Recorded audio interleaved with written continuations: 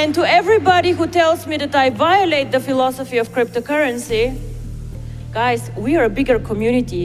We decide what the philosophy of cryptocurrency is. اليوم غادي نحكي لكم على وحده من اكبر عمليات النصب اللي وقعت في العالم، قصه فيها المال والشهره والغموض والاختفاء الغيري. هذه هي القصه ديال روجا إغناتوفا،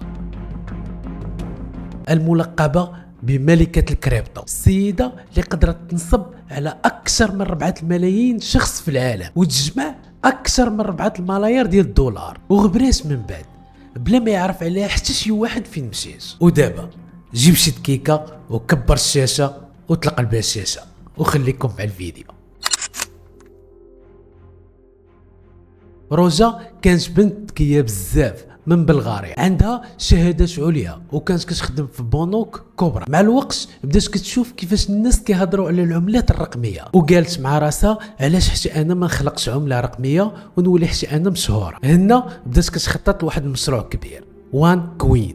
And to everybody who tells me that I violate the philosophy of cryptocurrency, guys, we are a bigger community.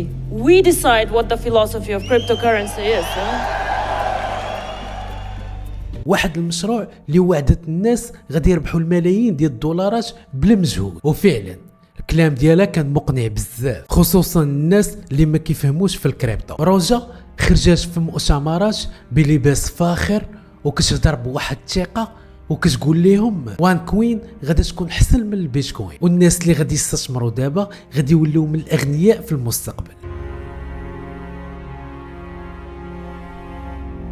كانت كدير عروض في فنادق 5 اطوال والموسيقى كدور والناس كيتحمسوا وكل واحد كيبغي يدخل قبل ما يفوتوا الترين. الاف من الناس من اوروبا ومن اسيا وحتى في افريقيا، وداروا استثمارات ضخمه، كاين فيهم اللي باع دار وشي وحدين خداو كريديات على امل ان الوان كوين هي العمله اللي غادا تكون في المستقبل. ولكن الحقيقه وان كوين ما كانتش عمله رقميه حقيقيه اصلا، ما كانش عندها بلوكتشين ولا اي نظام للتداول، كانت مجرد ارقام في المواقع ديالهم وكل شيء وهمي.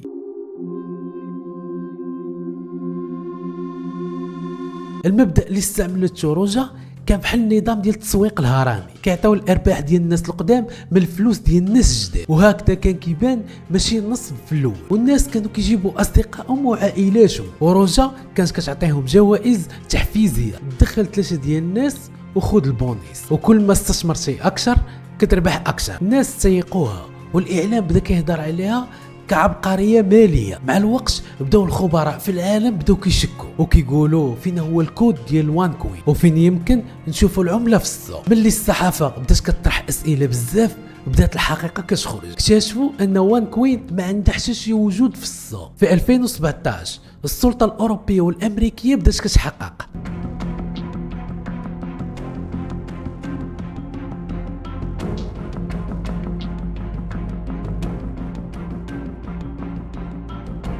ووسط هاد العاصفه روجا إغناتوفا غبرات، ونهار خاصها تحضر واحد المؤتمر مهم كاين في لشبونه ما جاتش، تليفونها تسد والطياره اللي كانت غتركب فيها ما ركباتش فيها، ومن وراها غبرات كأن الارض بالعاشه. ومن داك النهار ما كاين حتى شي اثار عليها، لا فيديو لا صوره لا تسجيل لا والو. في الاول الناس ظنوا بانها غادي ترجع وغادي توضح لهم الامور، ولكن الايام ولات شهور والشهور دازت ولات سنوات وروجا ما بانتش. خوتها وشركائها بداو كيتشدوا واحد ورا واحد.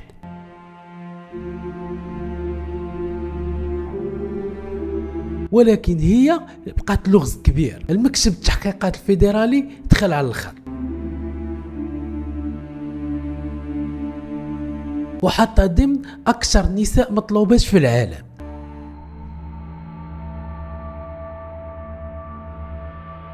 وكاين اللي كيقول هربت بالفلوس وبدلت الملامح ديالها بعمليه ديال التجميل، وكاين اللي كيقول انها تقتلات باش تسكت.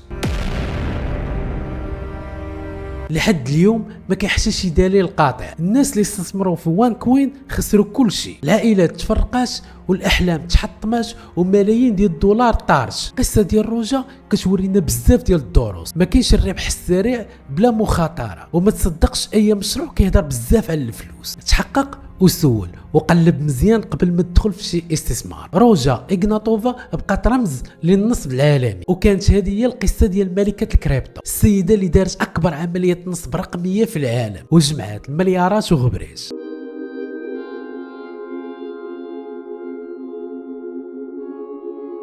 قولوا لي في لي كومونتير واش كتظنوا انها مازال حيه او لصفا والها، وما تنسوش تدعموا الفيديو باللايك وتشاركوا في القناه باش توصلوا فيديوهات جايه. وكان هذا هو النهايه ديال الفيديو، كان معكم ابراهيم الهاشمي، تلاقاو في الفيديو الجاي. تهلاو.